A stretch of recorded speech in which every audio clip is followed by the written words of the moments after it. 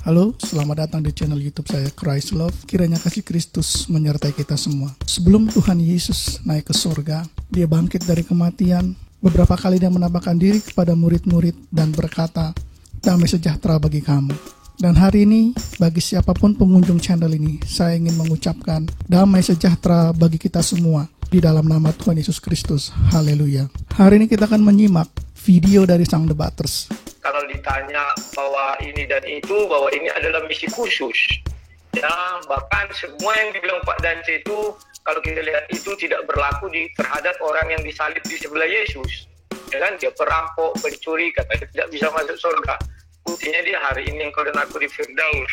Dia tidak melakukan baptis, siapa yang tidak dibaptis akan dihukum. Dia tidak ada di baptis Yohanes itu kan. Banyak lagi hal-hal yang tidak dikenai sama orang yang di samping Yesus itu yang disalib. Tetapi karena hanya perkataan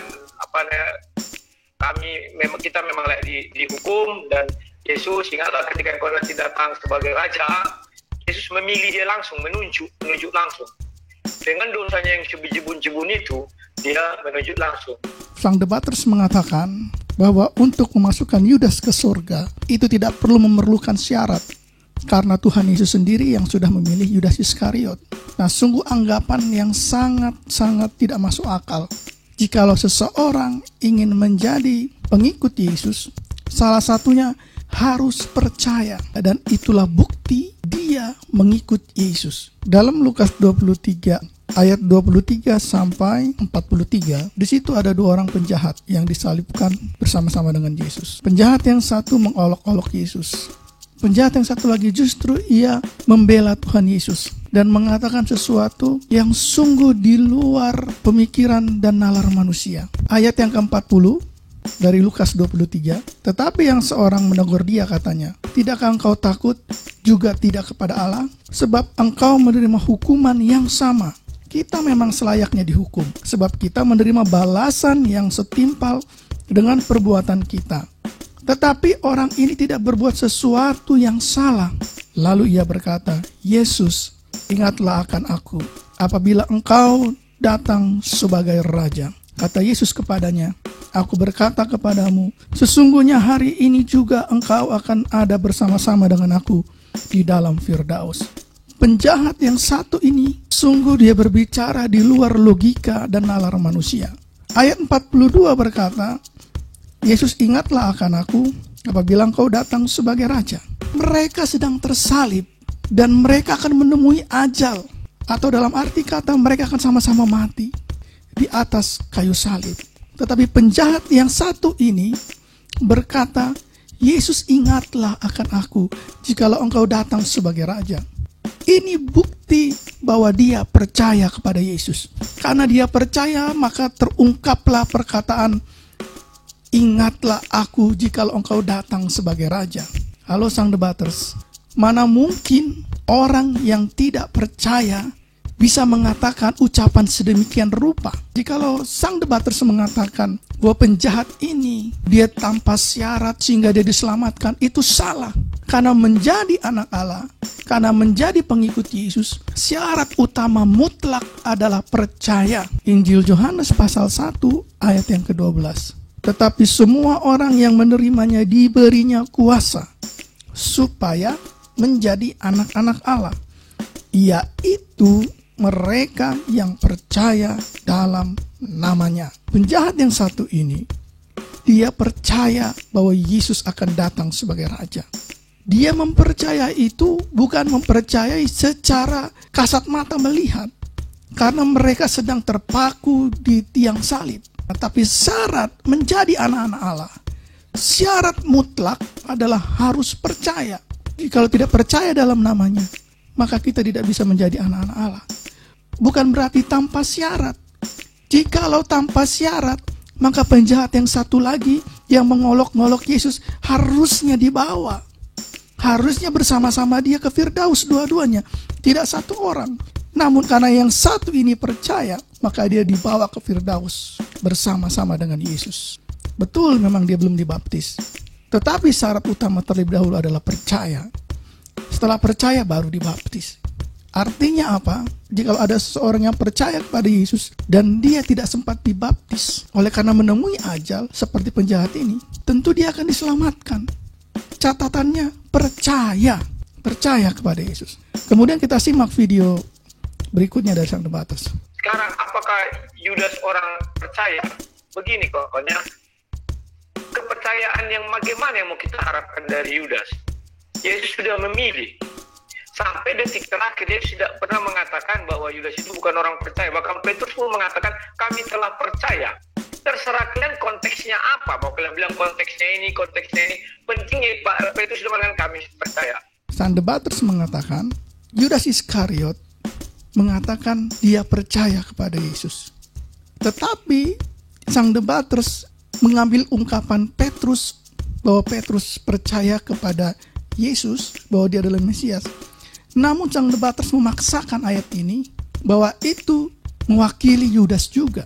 Kita baca Yohanes 6 ayat ke-68 dan 69.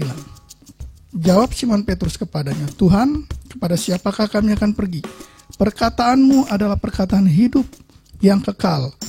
Dan kami telah percaya dan tahu bahwa Engkau adalah yang kudus dari Allah. Kita lihat di sini bahwa ini adalah perkataan dari Rasul Petrus, bukan mewakili Yudas Iskariot. Di sini sang debaters memberikan pengertian yang salah terhadap ayat ini. Halo sang debaters tidak membaca keseluruhan ayat ini, tidak membaca keterkaitan antara satu ayat dengan ayat yang lainnya. Hanya mengambil sepenggal demi sepenggal untuk mengharuskan Yudas Iskariot selamat. Bahwa sama sekali Yudas Iskariot tidak mengatakan, tidak mengungkapkan perkataan dia percaya kepada Yesus. Tidak ada satupun ungkapan dari Yudas Iskariot bahwa Yudas Iskariot percaya kepada Yesus. Sampai detik terakhir dia tidak pernah mengatakan bahwa Yudas itu bukan orang percaya. Sang debaters, jikalau Anda katakan bahwa Yesus tidak berkata apa-apa tentang Yudas Iskariot setelah ia bangkit dari kematian dan menampakkan diri kepada murid-murid, itu salah besar. Bahwa Yesus sendiri sudah mengatakannya sebelum dia mati terhadap Yudas Iskariot. Yesus sendiri sudah mengatakan mengenai Yudas Iskariot sebelum Yesus mati di kayu salib. Di Injil Yohanes pasal ke-6 ayat yang ke-64, Yesus sendiri berkata, tetapi di antaramu ada yang tidak percaya. Sebab Yesus tahu dari semula siapakah yang tidak percaya dan siapakah yang akan menyerahkan dia. Yang tidak percaya itu siapa? Yang menyerahkan dia itu siapa? Ya Yudas Iskariot. Mana lebih tidak percaya lagi, si Petrus atau si Yudas? Petrus jangan salah menghujat, ya, sampai menghujat bersumpah palsu dan meniadakan Yesus. Itu dosanya berat kaum kelak. Ya, jangan kalian bilang dia percaya. Mana ada orang yang percaya menyangkal Yesus? Kalau percaya. Jadi kalian pasti akan berargumen, wah itu kan karena situasional, begini pokoknya, itu kan pembelaan. Tetapi perlu diketahui oleh sang debaters, di Injil Yohanes pasal ke-21, Yesus justru menemui ke-11 murid, dan justru Yesus berkata kepada Petrus, Yohanes 21 ayat ke-17. Kata Yesus kepadanya untuk ketiga kalinya, Simon, anak Yohanes, apakah engkau mengasihi aku? Maka sedih hati Petrus karena Yesus berkata, apakah engkau mengasihi aku? Dan ia berkata kepadanya, Tuhan, engkau tahu segala sesuatu. Engkau tahu bahwa aku mengasihi engkau. Kata Yesus kepadanya, gembalakanlah domba-dombaku. Perlu digarisbawahi sang debaters, justru Yesus sudah mengampuni Petrus akibat penyangkalannya itu. Bahkan Yesus sendiri sudah menampakkan diri kepada Petrus dan berpesan kepada Petrus, gembalakanlah domba-dombaku. Garis bawahi, gembalakanlah domba-dombaku. Kita lihat di Lukas 22 ayat ke 31 dan 32. Simon, Simon, lihat iblis telah menuntut untuk menampi kamu seperti gandum. Tetapi aku telah berdoa untuk engkau supaya imanmu jangan gugur. Dan engkau, jikalau engkau sudah insaf, kuatkanlah saudara-saudaramu. Perkataan ini diingat oleh Petrus. Jikalau engkau sudah insaf, kuatkanlah saudara-saudaramu. Artinya ketika Petrus menyangkal Yesus dan sebelum ayam berkokok 3 kali, dia menyesal dan insaf. Dan kemudian apa yang Yesus ingatkan kepada Petrus? Gembalakanlah domba-dombaku. Yesus sudah berdoa untuk Petrus, dan di situ Petrus sudah insaf sehingga dia menggembalakan domba-domba Yesus dan menguatkan semua saudara-saudara. Halo sang debaters, bagaimana dengan Yudas Iskariot? Jikalau Yudas Iskariot berjasa atas penyalipan, tidak ada yang mustahil bagi Yesus untuk membangkitkan dia pada waktu dia berada di bumi. 40 hari Yesus ada di bumi, tetapi sedikit pun Yesus tidak berbicara mengenai bahwa Yudas Iskariot berjasa atas penyalipan. 40 hari Yesus di bumi, tidak sedikit pun Yesus membuat suatu penghargaan kepada Yudas Iskariot bahwa dia sudah berjasa atas penyalipan. Dan 40 hari Yesus di bumi, Yesus tidak membangkitkan Yudas Iskariot seperti dia membangkitkan Lazarus yang sudah 4 hari menjadi bangkai itu. Karena itu, silakan pelajari lagi Alkitabnya. Silakan baca-baca lagi Alkitabnya. Bahwa Yudas Iskariot sudah mendapatkan tempat yang wajar bagi dia. Demikianlah video ini. Jikalau video ini sudah menjawab perdebatan yang dibuat oleh sang debaters, silakan like, komen yang positif, dan jangan lupa di subscribe. Tuhan Yesus memberkati kita semua. Haleluya.